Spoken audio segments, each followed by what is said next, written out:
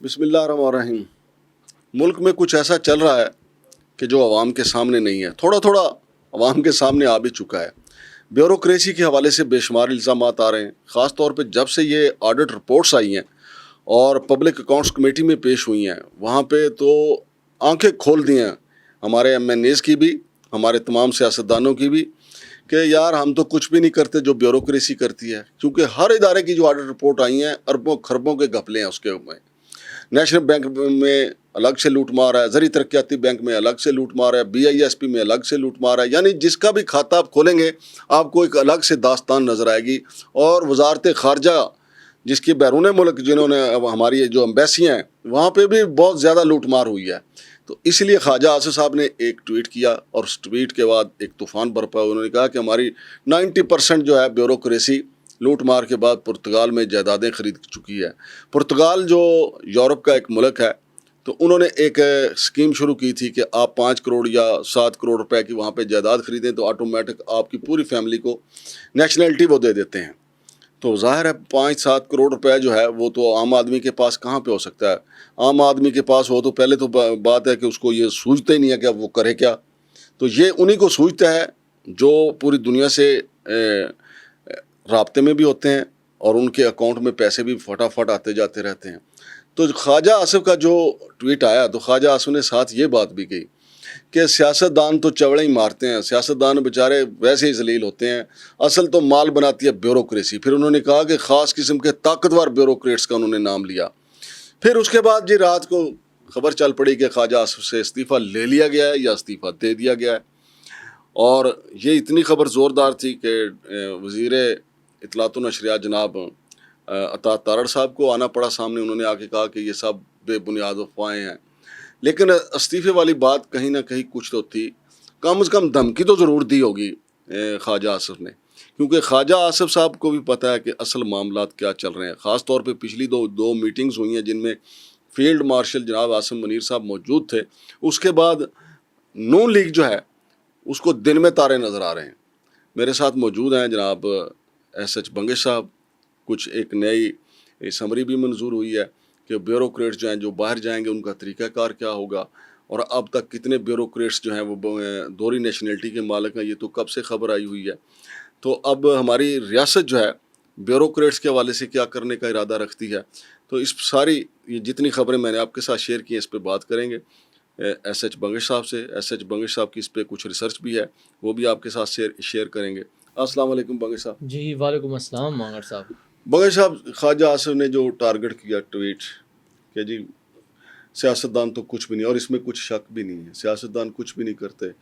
एक chief collector custom जो है ना, या collector custom, even DC, even AC, हत्ता के इंस्पेक्टर कस्टम, वो इतना माल बना जाता है कि सियासतदान जो है बेचारे उसके हाथ क्या लगता है। उसको तो तरक्याती फंड मिलते हैं, उसका भी अवाम गिरेबान पकड़ती है।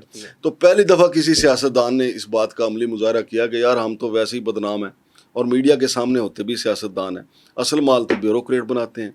और ये बात इसलिए भी उनकी समझ में आई है क्योंकि पब्लिक अकाउंट्स कमेटी में जो रिपोर्ट्स पेश हुई हैं ना, वो रोज़ाना उनके ऊपर आपको पता है ना डिबेट हो रही है। तो इस वजह से ही उनका ये रद्द अमल आया, या किसी और वजह से भी हो सकता है, क्योंकि पिछली जो 2 मीटिंग हुई हैं ना उनमें फील्ड मार्शल साहब खुद भी मौजूद थे, प्राइम मिनिस्टर साहब भी मौजूद थे, और उन्होंने शदीद तहफ़्फ़ुज़ात का इज़हार किया कि मुल्क में करप्शन के सिवा और दूसरा कोई काम नहीं हो रहा।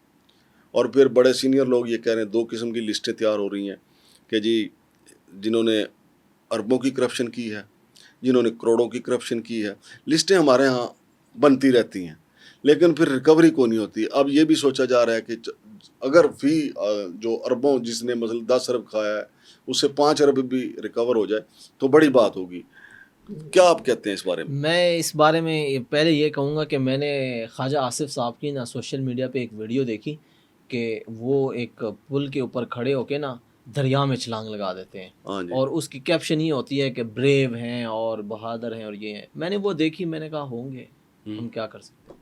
लेकिन जो इन्होंने ये बयान दिया है ना, अब मैं उनकी जो बहादुरी है ना उसको एक्सेप्ट करता हूँ। अब बज़ाहिर तो एक बयान है लेकिन ये एक बयान नहीं है।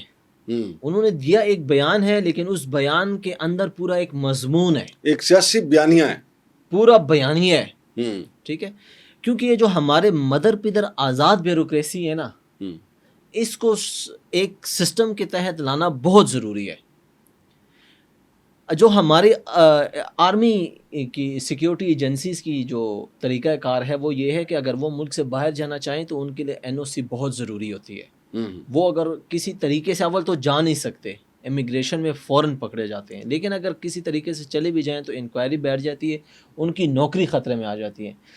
اسی طرح سرکاری ٹیچر بھی اگر ہے نا تو وہ بھی NOC لے کر جاتا ہے باہر ملک. ایون عمرہ کے لیے جا رہے ہیں نا تبھی وہ ادارے سے اجازت لے کر جائے گا اپنے متعلقہ ڈپارٹمنٹ سے. لیکن ہمارے، میں نے کیوں لفظ کیا مدر پدر آزاد، کہ یہ اتنے مدر پدر آزاد ہیں کہ قوم کا پیسہ لوٹ کے قوم کی دولت اپنے ساتھ لے جاتے ہیں، سیلف ویلتھنگ کرتے ہیں، پھر دوسری کنٹریز میں نیشنلٹیاں بھی حاصل کرتے ہیں اور جائیدادیں بھی بنا لیتے ہیں.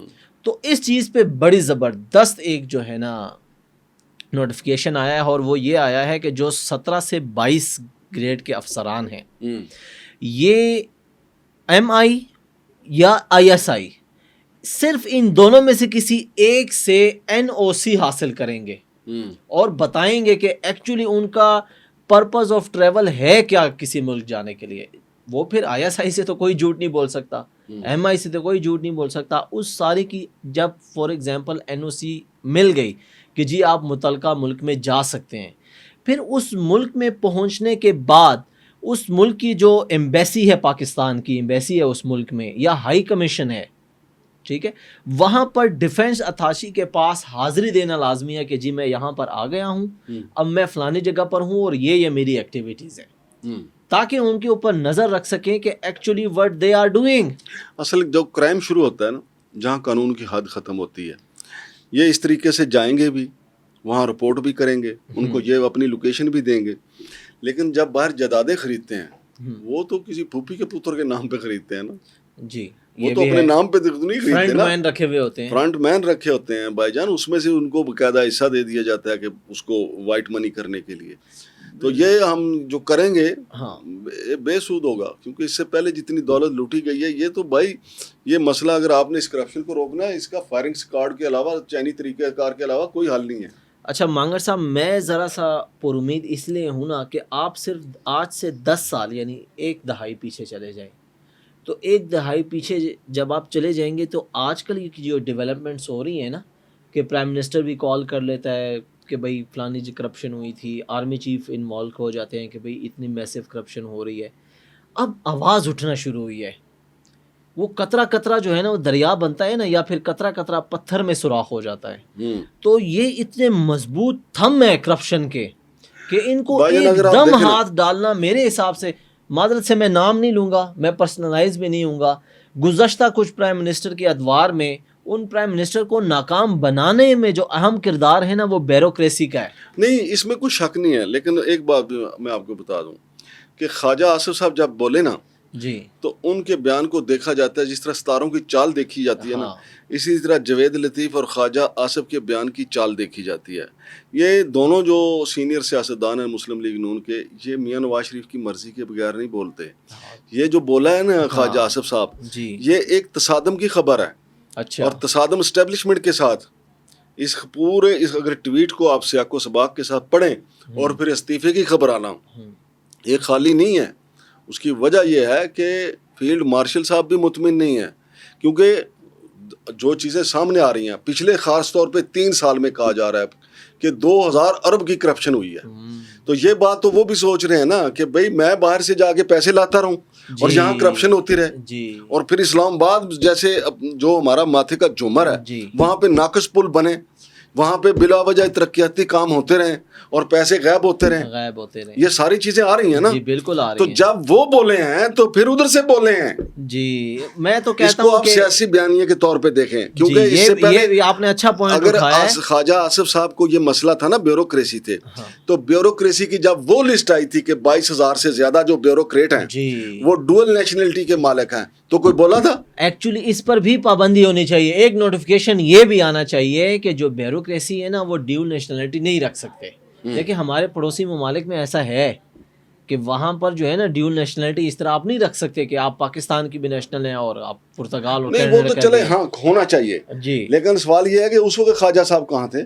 کیا خواجہ صاحب کو اس وقت انگریزی نہیں پڑھنی آتی تھی یا خواجہ صاحب اس وقت آنکھوں کا علاج کروا رہے تھے؟ یہ بھائی جان ایک لڑائی کی طرف جا رہے ہیں. اور میں آپ کو بتاؤں یہ جو لڑائی ہے نا اب لڑائی یہ ہے کہ جو میاں نواز شریف صاحب کے اندر کا چیخ ویرا ہے نا جس کو انہوں نے پچھلے 3 سال سے زبردستی سلایا ہوا ہے ہاں اب وہ اٹھ رہا ہے. نہیں اٹھ بھی اس لیے بھی کیونکہ رہا ہے ان کو رپورٹس آ رہی ہیں کہ میاں شہباز شریف صاحب جو ہے نا وہ ہر بات پہ یس مین بنے ہوئے ہیں اور اپوزیشن ان کے نئے سے نئے نام رکھتی ہے. ٹھیک ہے تو لہٰذا میاں نواز شریف صاحب جو ہے نا اب انہوں نے ایک پہلی ایسی ڈلیوری کروائی ہے جو آؤٹ سوئنگ ہوئی ہے اور وہ آؤٹ سوئنگ ڈلیوری ہے خواجہ آصف. ورنہ خواجہ آصف کو کیا کون سا بیوروکریٹ اب انہوں نے کہا کہ جی ایک بیوروکریٹ نے باہر جا کے 4 ارب میں اپنی بیٹی کی شادی کی ہے وغیرہ وغیرہ بزدار دور حکومت کا انہوں نے ذکر کیا ہے. تو 4 ارب روپے کا انہوں نے ذکر کیا کہ 4 ارب روپے لگا دیا گیا. ماشاء اللہ. اچھا یہ تو کئی اور سیاستدانوں کے حوالے سے بھی کہ انہوں نے بیرون ملک جا کے بیٹیوں کی شادی کی. نہیں سیاستدان پہ تو ہم الزام بھی لگا سکتے ہیں نا کہ فنڈ کھا گئے قومی خزانے کا. ہاں جی یا بیوروکریسی اتنا 4 ارب روپے اگر انہوں نے خرچ کیے ہیں تو پچھلے 4-5 ارب سیو بھی تو کیا ہوگا نا. اب میں جس کے پاس ٹوٹل رقم ہی 4 ارب ہو وہ 4 کے 4 ارب تو نہیں خرچ کرے گا, سیونگ بھی تو کچھ رکھے گا. تو ایک بیوروکریٹ 21-22 کا اگر افسر ہے زیادہ سے زیادہ تو اس کے پاس کہاں سے 4 ارب آ گیا کہ وہ بیرونی ملک جا کے بہرحال یہ تو دیکھیں نا اس نے خواجہ آصف صاحب سے پوچھے نا کہ ان کو اب یہ چیزیں کیوں یاد آ رہی ہیں. اس لیے آ رہی ہیں کہ میاں نواز شریف صاحب نے مری میں بٹھا کے ان کو بریفنگ دی ہے کہ میاں کہ خواجہ صاحب ایتھے گیند کرانی. ہاں نواز شریف صاحب گزشتہ کئی دنوں سے جو ہے نا مختلف خلیجی ممالک کے جو سفارتکار ہیں جو ایمبیسیڈرز ہیں ان سے بھی ملاقاتیں جاری رکھے ہوئے ہیں اور وہ بھی مری میں.